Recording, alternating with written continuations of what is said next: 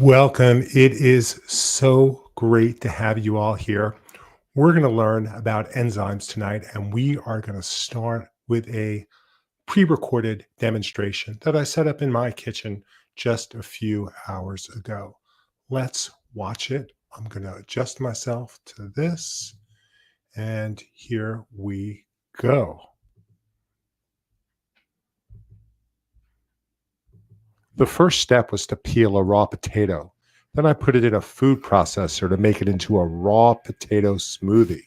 I got 2 test tubes and filled them up with hydrogen peroxide, H2O2. I filled 1 tablespoon with water and then poured it into 1 test tube. I poured a tablespoon of potato smoothie into the second test tube. Production of a gas, shown by all the bubbles and foaming, indicates that a chemical reaction is happening. The first step was to peel. So what was going on? What we were looking at here was a demonstration of the enzyme catalase. Catalase is found pretty ubiquitously throughout animals, throughout plants, and that's because hydrogen peroxide, H2O2, the same thing that you'd pour on a cut as a disinfectant, is produced as a byproduct of many metabolic reactions in cells, and it's pretty dangerous stuff.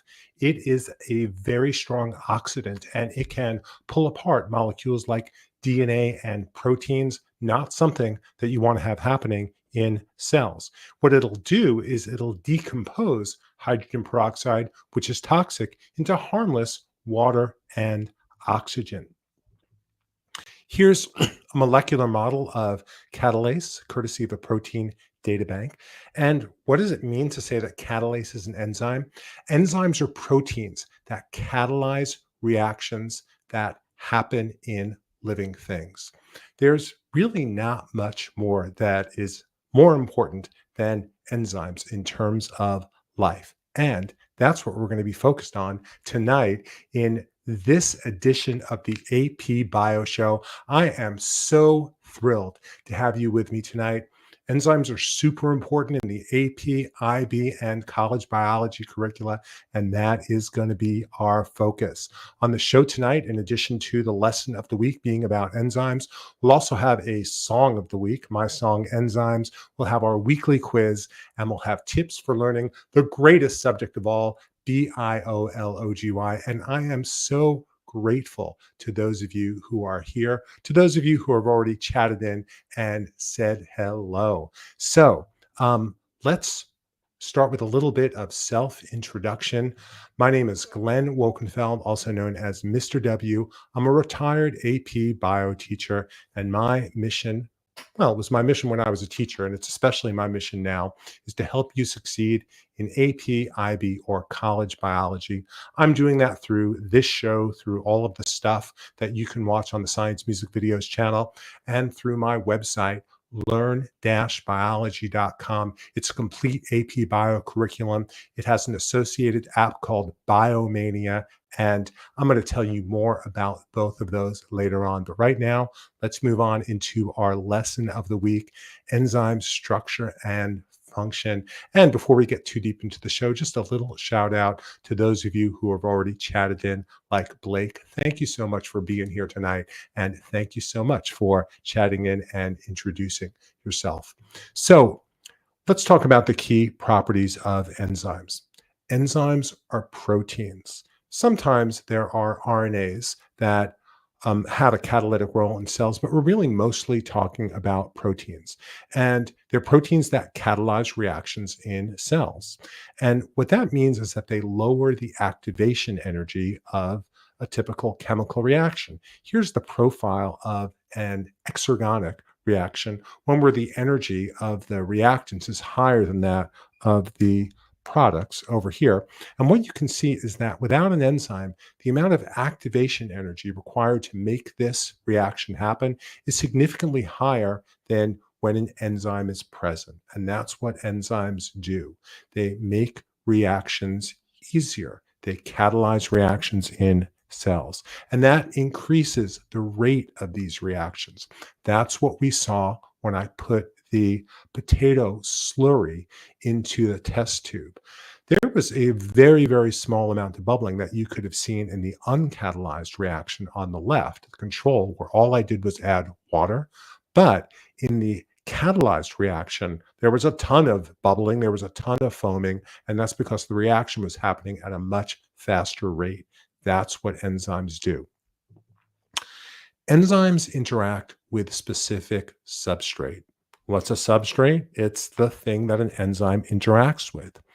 And that's because the active site of the enzyme, and again, think of some complex protein like the catalase that I showed you earlier, has a shape that complements the shape and charge of the substrate, the substance that an enzyme acts upon. And here, this is represented as a kind of cartoon, but notice how this shape fits together with the shape of the substrate.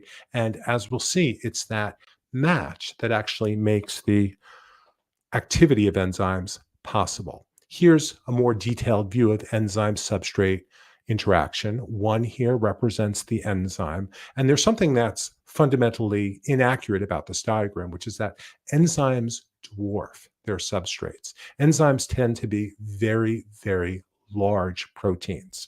They have an active site that's shown at area 2 over here. Here's the substrate. Again, you can see how the shapes are complementary. The two bond with one another, forming an enzyme substrate complex.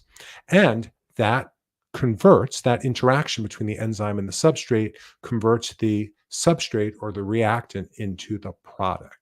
I've represented all of the enzyme substrate reactions so far as ones where the enzyme is breaking something down, but it can work in the opposite way too. Enzymes aren't only involved in hydrolysis reactions, they're also involved in dehydration synthesis. They built you, they built me, they built everything in the biosphere. Love enzymes, they're the best. Enzyme specificity is often compared to the specificity of a lock and a key, and that's because they have complementary shape. Complementarity is when things fit together, a hand and a glove, a lock and a key. I have a beautiful song about complementarity that I wrote for my wife last Valentine's Day because I think love is about complementarity too. So, on a real biological basis. And of course, this is still a model, right? This is still a simplification of the reality. Enzyme specificity looks like this. This is an enzyme that's called cholesterol 7 alpha hydroxylase that's involved in cholesterol metabolism. Cholesterol is a molecule that plays a very important role in cell membranes, but its buildup is also implicated in certain kinds of heart disease. And just so you can get a sense of the size of this enzyme, it consists of 491 amino acids. That includes 23 alpha helices, those corkscrew formations, and 26 beta sheets. So this is a very, very complex molecule, and that creates this topography over here that allows this enzyme to interact with its substrate, catalyzing the reaction. There's another model of enzyme action that goes beyond the lock and key. It's not that lock and key is incorrect. It's just that you can think about it in a slightly more sophisticated and accurate way, and that's called induced fit. And in this molecule, here we see the active site of the enzyme before it binds with the substrate.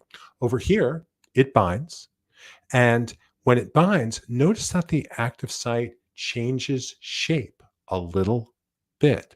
And what that means is that the active site is um, changed so that it better fits the substrate. And that enables the enzyme to convert the substrate into its product. So that's what we're all about here. Just check in to make sure that everything is okay in terms of sound. And I know that I have a couple of people in the audience, and maybe you can just chat in that my sound is okay. This seems to be a little ritual that happens in almost every one of these live shows that I do. And I'm going to see if I can check this myself. Let's see over here. How we doing? And is there audio? There is. So Now I don't have to worry about that anymore. Okay, so again, let's go on with the show. Here's the active site before binding with the substrate. And as I just said, here's the active site that's been modified with an altered shape that's induced fit. And the interaction between the active site and the substrate is what makes the reaction actually happen. There we have the product at 4. So I love questions. If you've got any, please ask them at any point, and I'm happy to answer them. But I don't see any right now, so I'm going to go ahead and start talking about our next topic, enzymes and their environment. The key point is that enzymes have a narrow set of conditions where they can function near their optimum. What's an optimum? Optimum means best. So they'll function at their optimal rate, their best rate, only under a narrow set of conditions that involves the temperature, the pH, the substrate concentration, and so on. Why is that? The key thing to remember here is that enzymes are proteins. Proteins we discussed in Unit 1, and you can go back into the AP Bio show and you can look at our episode about proteins or many of the other videos that I've made about proteins on the Science Music Videos channel. Proteins have a primary structure that's genetically determined, but their shape emerges from secondary, tertiary, and quaternary interactions. I'm showing the tertiary interactions over here, but remember that that involves things like hydrogen bonds, disulfide bridges. Here we have hydrophobic clustering. Here we have an ionic bond. All of those kinds of interactions can be interrupted by changing the pH, the temperature, the ion concentration. And that will change the shape of the active site, and that will keep the enzyme from binding with its substrate. That's why enzyme activity is confined to a relatively narrow range. Let's now talk about a related topic, which is denaturation. When you think about this word, notice that the word nature is in there. And denaturation is about changing the nature of an enzyme. And that is when environmental change changes the enzyme's shape in a way that lowers or completely negates the enzyme's function. And what is that about? That's about the enzyme's ability to interact with its substrate. So that environmental change will change the enzyme's shape and it'll denature it. It'll still be a protein, but its shape will be different. And what's most important is that the shape of the active site will be different. So let's look at some specific environmental factors and how they interact with enzymes to change their shape. First of all, how is enzyme activity affected by changes in the pH of the enzyme's environment? So the basic idea is that most enzymes have a pH optimum where they operate at peak efficiency. Let's say that this enzyme's optimum was at pH 7, neutral, not acidic, not basic. If the environment changes so that there was more of a basic environment pushing the pH in this direction, you can see that enzyme activity falls. It gets lower. And the lower the pH becomes, the more it falls. As I just did that in the wrong direction. I'm going to do that again. As the pH becomes more acidic in this direction, then what happens is that the pH falls. It's going from 7 to 5, becoming more acidic. That's how the pH scale works. How did I forget that? And what we see is that enzyme activity is falling. As the environment becomes more basic, addition of hydroxide ions to the environment, then again, the enzyme's activity is falling with a more basic environment. As the pH moves above or below the optimum, the enzyme denatures and enzyme performance drops. Imagine the shape changing from this, which matches beautifully with the substrate, and now going like this. The substrate doesn't fit in as snugly. The active site can't work its chemical activity in such a way that changes the substrate into product. Now let's look at temperature. How is enzyme activity affected by changes in the temperature of the enzyme's environment? In this case, we have a different curve. And the basic idea is that up to a certain point, enzyme activity increases with temperature. It's going up, up, up. Why? Because as there's more kinetic energy in the system, that's what temperature is all about, there's more molecular motion, and there's more of a chance that the enzyme and the substrate will collide with one another, and that will increase the activity of the enzyme. There'll be more substrate converted into product. But at a certain point, it's beyond number 2 in this graph, the enzyme will denature. Why? Because all of that kinetic energy is pummeling that poor, delicate protein, which is what the enzyme is. And it's converting that enzyme into its denatured form, and therefore it can no longer catalyze the reaction. The enzyme's been denatured by the increase in temperature. Its activity has dropped. Denaturation can be reversible or irreversible. Reversible denaturation involves the restoration of optimal conditions, and that restores the enzyme's function as it regains its optimal shape. To go back to the example of pH, let's say that you decrease the pH, you make the pH of the environment more acidic, you add hydrogen ions. As that happens, the enzyme shape starts to change, its activity goes down. But then the environment changes and it moves back towards neutral again. Enzyme activity will be restored. That's reversible denaturation. You've denatured and then you're coming back from denaturing. But that's quite different from irreversible denaturation, where the enzyme's shape is permanently changed and its catalytic ability is destroyed. Just to give you a visual to hold on to related to enzyme activity and denaturation, think about something that you've experienced in your kitchen many, many times, unless you're a vegan. That's the irreversible denaturation of egg white protein, which is albumin. Now, this isn't exactly denaturation of an enzyme, but I thought that this would be a good visual image for you to hold on to. When you cook an egg, you put that egg in a frying pan.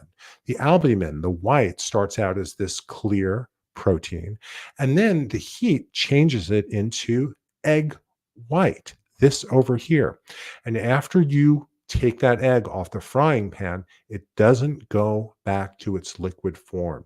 It's irreversibly denatured. Imagine that for an enzyme, and you'll get the idea of what irreversible denaturation is all about. I am seeing a wonderful thing by someone named RXFin. They're asking for a shout out, and RXFin, you got the shout out. Thank you so much for joining me on the AP Bio Show. And if you want your friends to get shout outs, text them right now, have them come on to the show. And I'm very, very happy to appreciate the people who are spending their time doing this incredible thing, which is learning biology. Spending your time on a Wednesday night learning biology, you are heroes. And I am so glad that you're here and I get to spend this time teaching you. So, RXFin, way to go. Now let's talk about enzyme activity and substrate concentration. Here's how this works. When there's a very low substrate concentration, as we see over here, then the probability of the enzyme meeting its substrate is relatively low. How could it be high? There's not that much substrate in the environment. The product will be produced at a very low rate. When you increase the substrate concentration, collisions become more frequent and the reaction rate therefore increases. At a high substrate concentration, you reach what's called a saturation point. And at that point, all of the enzyme's active sites are occupied by substrate. They are converting substrate to product as fast as they can. And there's nothing that can be done to increase the reaction, at least in terms of substrate concentration. So, whereas the rate started low and it increased at a high substrate concentration, when you get to the saturation point, the reaction rate will level off. You won't be able to increase the rate any more. All active sites are interacting with their substrate, and the rate peaks and the curve flattens. Now, I want to emphasize that if you're in an AP bio class, you'll do some experimentation with enzymes. Typically, you do a lab that relates to the demonstration that I started this show with. You'll do a potato catalase lab where you'll create a kind of potato slurry or smoothie, which is what I started with. And then you'll take little paper discs, you'll drop them into a beaker, you'll put them into the potato catalase solution. You'll then drop those discs into a cup of hydrogen peroxide, and that catalase will convert the hydrogen peroxide into oxygen. Bubbles will form on the little disc, and the paper will rise up. It's really fun. So, you're typically allowed to do a little bit of inquiry in these labs if that's your teacher's philosophical orientation in relationship to lab work. And note that in your inquiry, you can change the pH, and then you can expect something like this. Will the denaturation be reversible or irreversible? You might be able to experiment with that too. You can also change the temperature, and you can also change the substrate concentration. So I hope you get this opportunity to do inquiry in these labs. It's a lot of fun. Those are things related to the physical environment of an enzyme that change its activity. But we can also talk about the molecular environment, though I guess substrate concentration was also about the molecular environment. And there are two kinds of enzyme inhibition to know about. If you're inhibited, you're a quiet person, you're not really out there. Inhibition is about slowing something down. It's about reducing activity. So here's a normal course of an enzyme. The enzyme has an active site, it binds with its substrate, they form the enzyme substrate product, enzyme substrate complex, and then you have the enzyme and its product because the enzyme has converted substrate into product. In competitive inhibition, a competitive inhibitor, a molecule which has, at least on some side of it, a similar shape to that of the substrate, will bind with the enzyme's active site. And if that's the case, then the substrate can't get into the active site. It's inhibited because this other molecule has competed with it for the active site. And that keeps the substrate from binding, inhibiting the rate of the reaction. If you wanted to sit down in a chair and somebody sat down in that chair before you were able to sit down, that's kind of like competitive inhibition. An example of competitive inhibition is something that is a sort of old style medical treatment, and I think it's been replaced by more modern treatments, but it still works. Ethanol is the kind of alcohol that's in alcoholic beverages, beer, wine, spirits like whiskey, vodka, etc. There are other forms of alcohol that have a different structure, like this, methanol. Notice that instead of two carbons over here, there's only one carbon. This is deadly. And the reason why it's deadly is because there are enzymes in cells, in liver tissue and other cells, that will convert methanol into formaldehyde, and that is poisonous. If someone has methanol poisoning, if you treat them with ethanol, then the ethanol will block the enzyme that converts methanol into formaldehyde. Now, as I said, this is kind of an old school kind of medical treatment for methanol poisoning, but I believe it works. And there are probably better drugs around, but they probably do the same thing. They block the enzyme that would create formaldehyde and prevent that conversion that would be deadly. So now we've talked about competitive inhibition, and now you have an example of it. Excuse me while I take a little drink. Thank you. Now, what we're going to talk about is non-competitive inhibition. And again, here we have our enzyme that binds with a substrate and makes that substrate into product. But notice that there's a little notch or niche in the other side of the enzyme over here. It's just empty, and it's called an allosteric binding site. it's not really doing anything in this version of the reaction.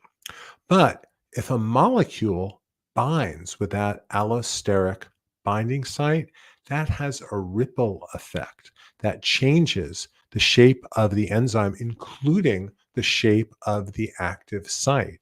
And what that does is it keeps the substrate from binding with the active site, preventing the reaction from moving forward.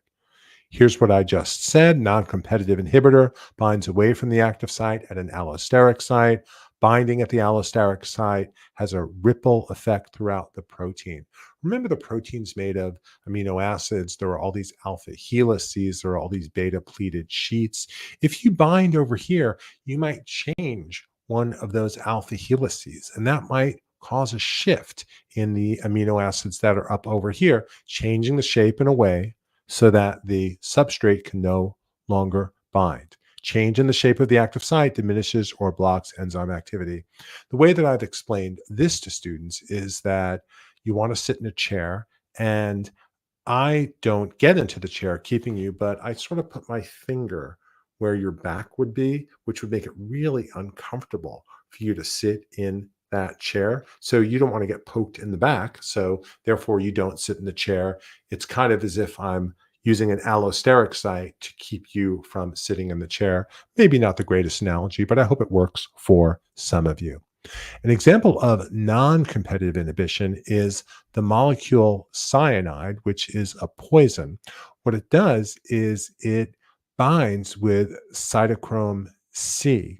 And cytochrome C is an important enzyme that's in the respiratory chain, and it binds with it not at its active site, but at a allosteric site. And what that does is it basically blocks electron flow during electron transport, and that prevents the formation of ATP. That is an incredibly cool process. And if you're looking at this diagram and you're thinking, that looks cool, or maybe you're thinking, that looks terrifying, we're going to talk about this possibly as soon as next week as we continue to work through AP Bio Unit 3. Cellular respiration is coming up very soon. So I hope you can join me at the next AP Bio show. If you've got questions or if you need more support, then what you should do is go to learn-biology.com and complete the tutorials that we have about enzymes. With learn-biology.com, you will get the skills and the confidence to ace your biology class and the AP Bio exam. Learn-biology.com is 100% aligned with the College Board's AP Bio standards, and that's why it's been approved by the College Board as a textbook alternative and is currently being used by hundreds of teachers and thousands of students. What's on learn-biology.com? Well, you have interactive tutorials with readings, videos, flashcards, and quizzes that teach you everything you need to know about every topic in AP Biology. The interactions include multiple choice, click and drag diagrams, identify the part, free response. You get positive feedback for correct responses. You get hints and repetition for incorrect responses. It's kind of like having a tutor at your beck and call 24/7. You have student learning guides that will tell you exactly what to do in every single topic. And we provide you with everything that you need to completely crush the AP Bio exam. If you're a teacher, there's student performance monitoring, a kind of grade book, so you can see how your students are doing and what kind of support they need. And how much does it cost? The key thing is that there's a free trial available for you and for teachers as well, for teachers and for students. The program in this time of the year costs $24.95. Go ahead, give it a try it for 2 weeks, see how much you learn. You kind of won't believe it. Let's end learning about enzyme with enzyme regulation. Again, I want to encourage the people in the audience to use the comment thread to ask any questions. I'm totally happy to answer them. But if there are none, I'm just going to continue teaching. Let's talk about enzyme regulation. Many enzymes are parts of metabolic pathway. This metabolic pathway is one of my favorite ones because it's called glycolysis. And I have a song about glycolysis that goes, glycolysis, come on, sugar for the breakdown, for the breakdown. It's the breakdown of glucose to pyruvate or pyruvic acid, which releases a small amount of ATP that the cell can use for its metabolic processes that you can use to run or jump or anything like that. You can learn about that through watching my glycolysis song, or just join me next week when I'll talk about glycolysis. Every single arrow on this diagram is a different enzyme. There are a total of 10 linked into this one pathway.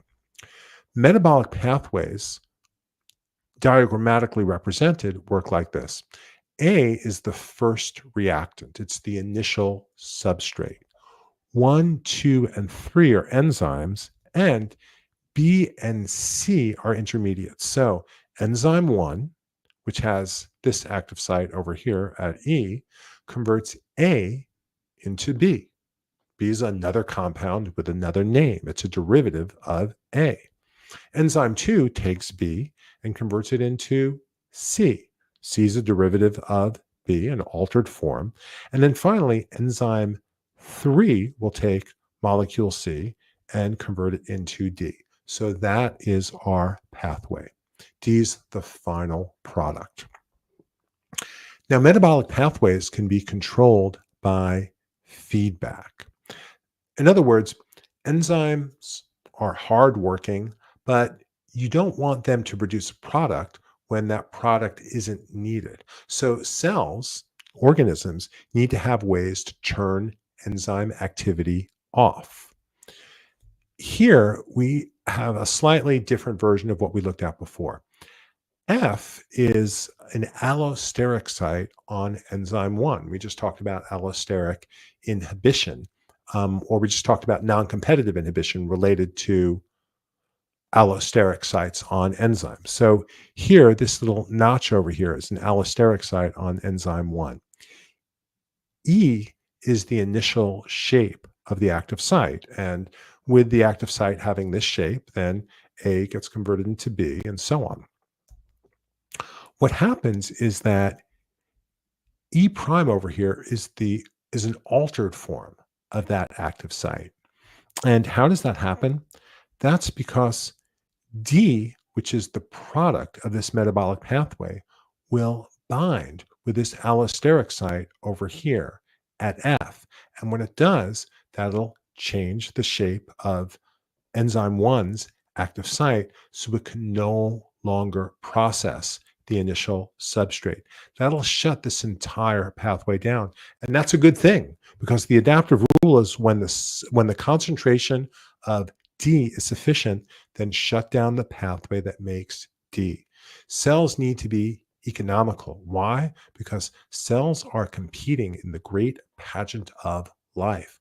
And cells that are more efficient in their use of resources, organisms that are more efficient in their use of resources, will survive better than organisms that are not. So this is a way that cells can economize on their metabolic processes. Feedback can inhibit, and that's what we see over here. So 1 is the enzyme, 2 is the active site, 3 is an allosteric site, 4 is an allosteric inhibitor. And when that allosteric inhibitor binds, then basically what happens is that the active site is changed, as we saw before, and the change in that active site keeps the substrate from binding with the active site. Enzyme is now shut down. That's allosteric inhibition. That's similar to what we just saw in the previous example. The modified active site at 6 no longer binds with the substrate. This, however, is not the only form of enzyme regulation. Enzymes can also stimulate their enzymes. Cells can also stimulate their enzymes. But before we look at that, let's look at this. Feedback inhibition, I just want to point out, looks a lot like non-competitive inhibition. Here's allosteric inhibition, And here we have this allosteric inhibitor at 4 that's shutting down the enzyme so it can no longer interact with the substrate, shown at 5. Non-competitive inhibition was very similar to that, right? Here we had an inhibitor binding at this allosteric site so that the enzyme would no longer catalyze the reaction with its substrate. They look very much the same. Their mechanism is very much the same, and that can be very confusing. The difference is the context. Allosteric inhibition is a form of cellular regulation. It's a way that a cell is regulating its metabolism. Non-competitive inhibition is about an enzyme's molecular environment. It's about something that happens to the cell, as opposed to something that the cell is doing to itself so it can be more efficient in terms of its metabolic processes. Feedback can also activate. And here we have number 1 is the enzyme, 2' is the active site, which can't bind with the substrate. 7 is an allosteric activator. And what happens is that when that allosteric inhibitor activator binds, which is what we see over here, then 5, which is the substrate, can now be acted upon and converted into its product. So enzymes can be turned on by feedback. That's allosteric activation. They can be turned off, and that's allosteric inhibition. Again, if you want to learn more, I understand how difficult this stuff is. And I understand how, for AP Bio students, this stuff comes at you so fast. It's one difficult concept followed by the next difficult concept. And I just went over a couple of them in the short time that we've been together. So if you want to learn more, then just go on to learn-biology.com and complete those tutorials. We are now ready for our song of the week, Enzymes. That is very exciting. I am going to change our view and play you that song. Let's go like this, and let's go like this.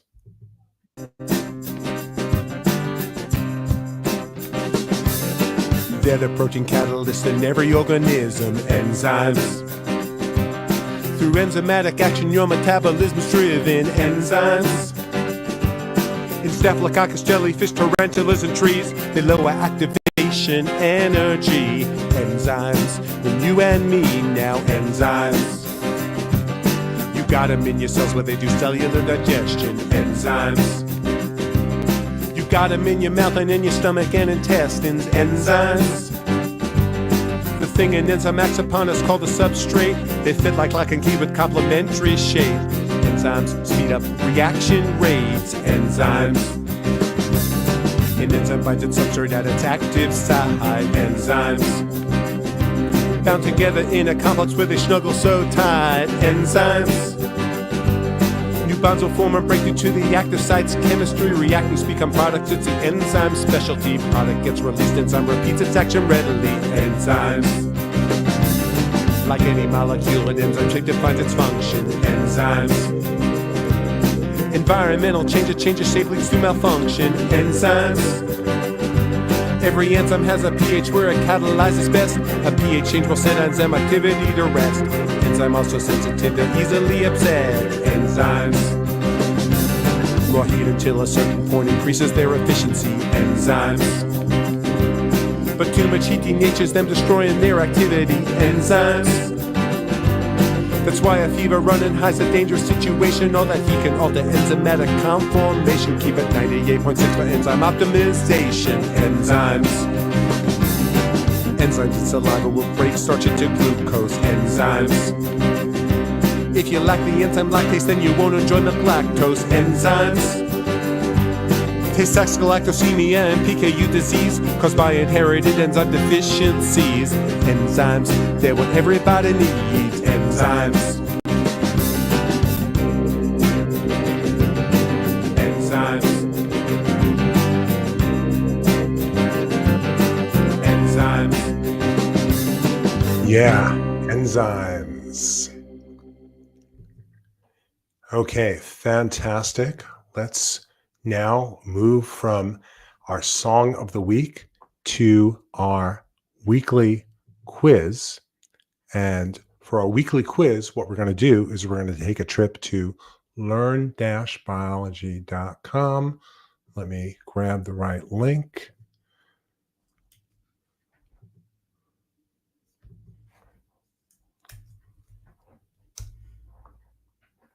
Okay, and here we are on learn-biology.com, and we are in the Unit 3 review page. You get there by going to Courses, AP Biology, Unit 3, and that would put you on the Unit 3 review page. And what we're going to do is we're going to jump down to Multiple Choice Quiz 1, since that works really well in this context. And we're going to start our quiz, and I'm going to log in. There we go.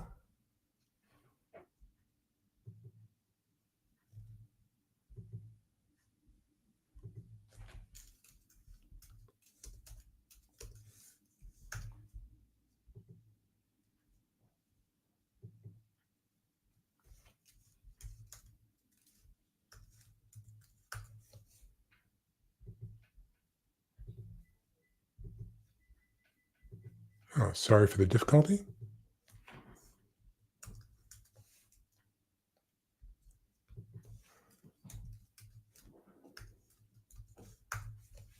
Let's see if that works. Oh, that's embarrassing.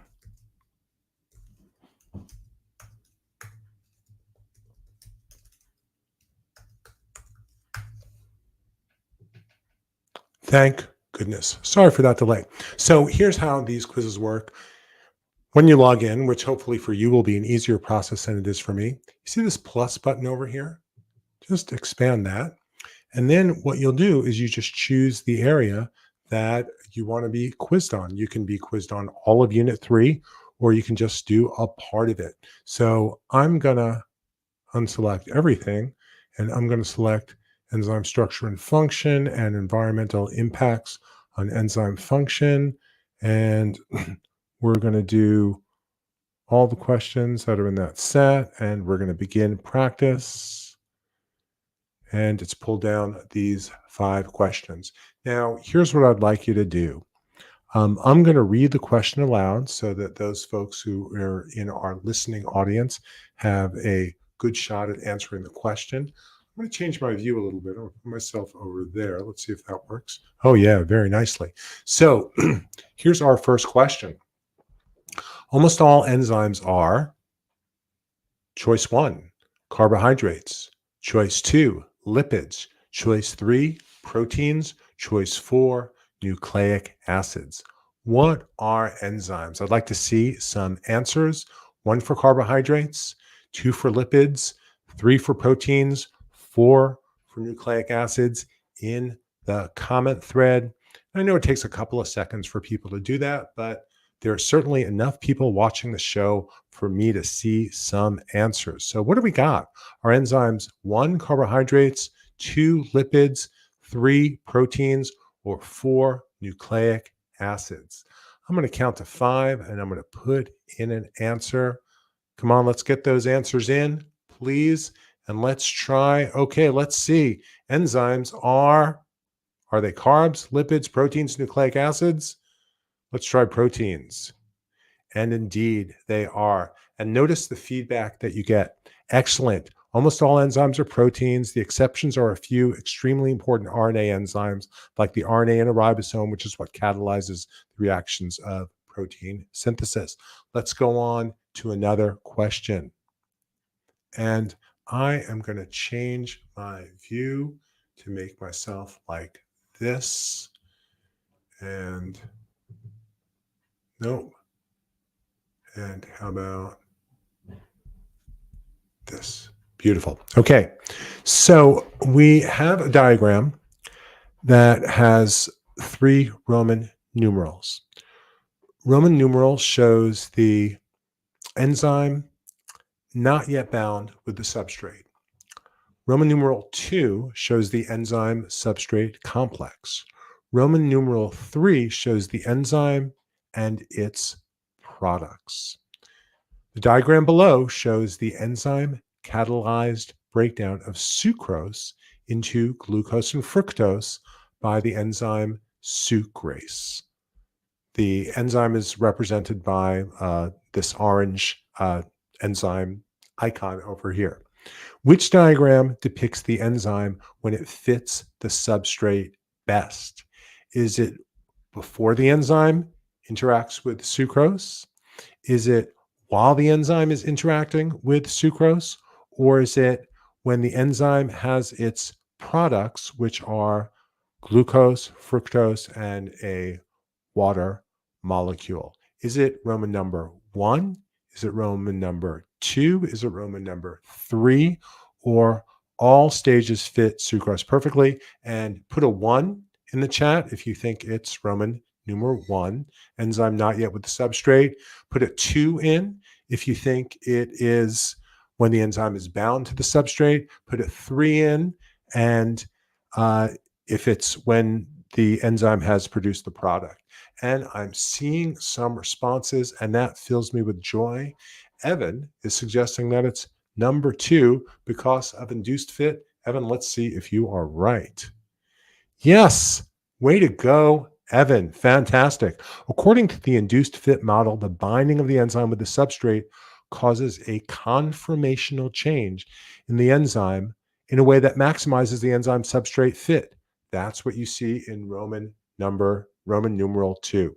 Conformation. I haven't used that word before. Conformation is a fancy way of saying shape. So the binding of the enzyme with the substrate causes a shape-related change in the enzyme in a way that maximizes the enzyme substrate fit. Good for you, Evan. Let's do another question. Okay. Here, what we've got is a complex diagram, and we're not fitting the whole thing in. So I'm going to make that a little bit smaller. No, that didn't work. How about this? Gee, I hope you guys can read this, but it's the only way that I can get the whole thing on at one time. And I might expand it when we look at the choices. Here's the question. When SARS-CoV-2 infects a cell, as shown below, it uses an enzyme called RNA replicase to synthesize copies of its RNA genome. Scientists studying the antiviral drug remdesivir are speculating that the drug works by binding with RNA replicase's active site, preventing RNA replicase from binding with RNA. So the diagram shows a virus that's binding with the SARS-CoV-2 virus that's binding with a receptor. It gets brought into the cell, and then it shows RNA replicase, which is about to bind with RNA. And you're told that RNA replicase, which is actually D over here, binding with RNA, that must be, yeah, that must be right. So D is RNA replicase, and it's replicating RNA. So RNA is replicated by letter F above. Gee, got that one wrong. Based on the scientist's speculation, remdesivir works through. How would it work? Is it through denaturation? That's choice 1. Allosteric inhibition. That's choice 2. I'm making these choices a little bit bigger. Competitive inhibition. That's choice 3. Or immune system activation. What do you guys think? Put in a letter. 1 for denaturation, 2 for allosteric inhibition, 3 for competitive inhibition, and 4 for immune system activation. I already saw one response from Aki, and I am very happy about that. Let's see if there are any more answers to this question. How does remdesivir work? How would it be interacting with RNA replicase in a way that would subvert the life cycle of the SARS-CoV-2 virus? And without any other responses, I'm going to go with Aki's response, competitive inhibition. Let's see what we see. Nice job. The scientists are speculating that remdesivir is acting by competitive inhibition. And what the program is showing is a diagram of competitive inhibition from learn-biology.com, which shows a molecule interacting with an enzyme by occupying its active site. So there we go. Fantastic job, Aki. You nailed it. Here we are. This could be you because it's about a team of students. A team of students is testing the effect of changes in pH on the function of an enzyme. During their experiment, they plan to use a base and an acid to increase or decrease the pH of a solution, and then add the enzyme and substrate to the solution and measure the amount of product formed after a set time interval. Which of the following graphs will most likely represent their results?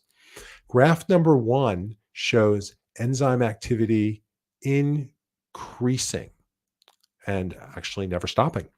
Enzyme number 2 shows enzyme activity increasing until it reaches an optimal point and then abruptly lowering.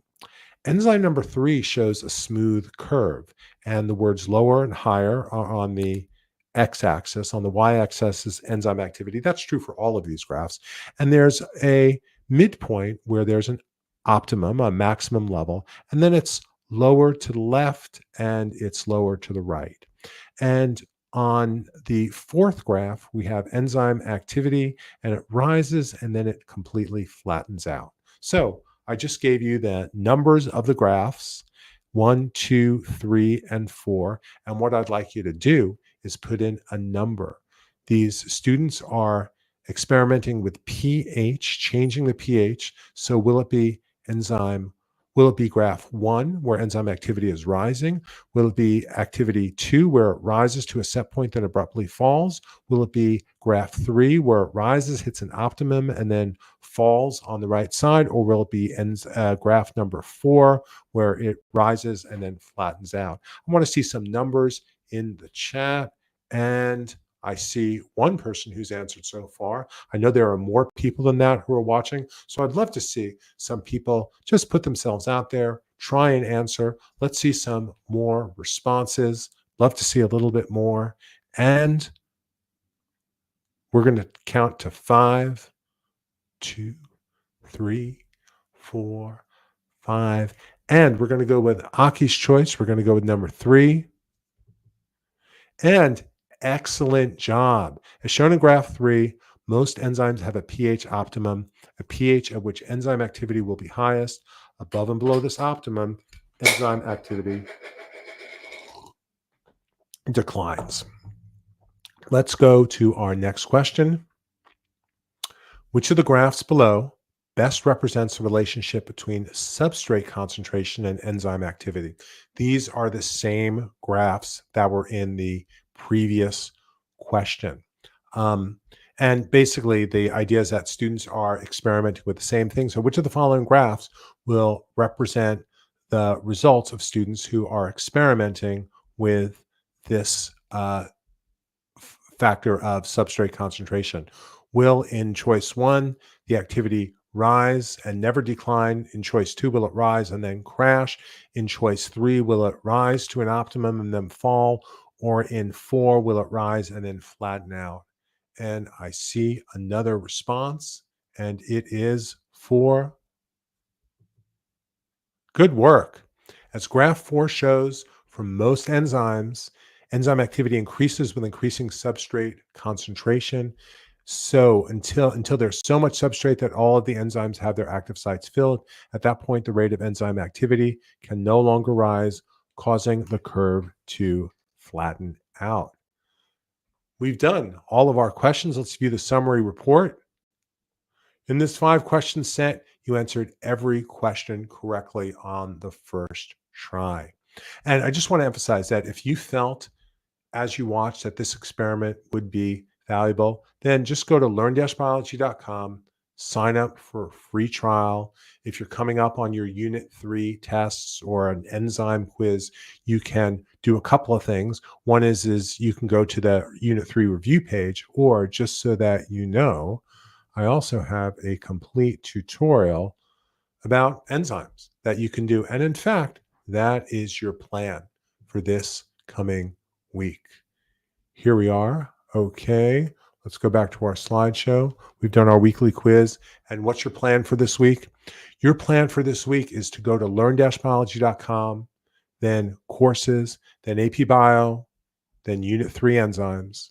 Just spend an hour over the course of the week. You can find an hour or even less. And in fact, do the tutorials that we have about enzymes and enzyme structure, enzyme inhibition and regulation. You will learn so much. When you're answering questions from your teacher, you will know the answer. When you're doing the lab, you'll be oriented. When you're taking a quiz, you will feel like, I got this. It's a fantastic experience to really know stuff that well. And that's what happens when you work with learn-biology.com. You gain confidence, you gain skills, and you gain the ability to get the success that you are craving.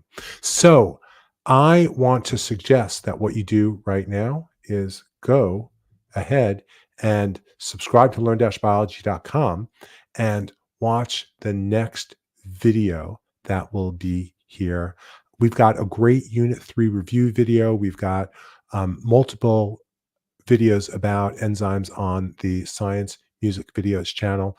Thank you so much for being with me. I know that you've got a lot of opportunities to spend your time doing other stuff. And if you're here, then you're a superhero because you're spending your time learning the greatest of all subjects, biology. I'll see you next Wednesday. Tell all your friends, 6:30 p.m.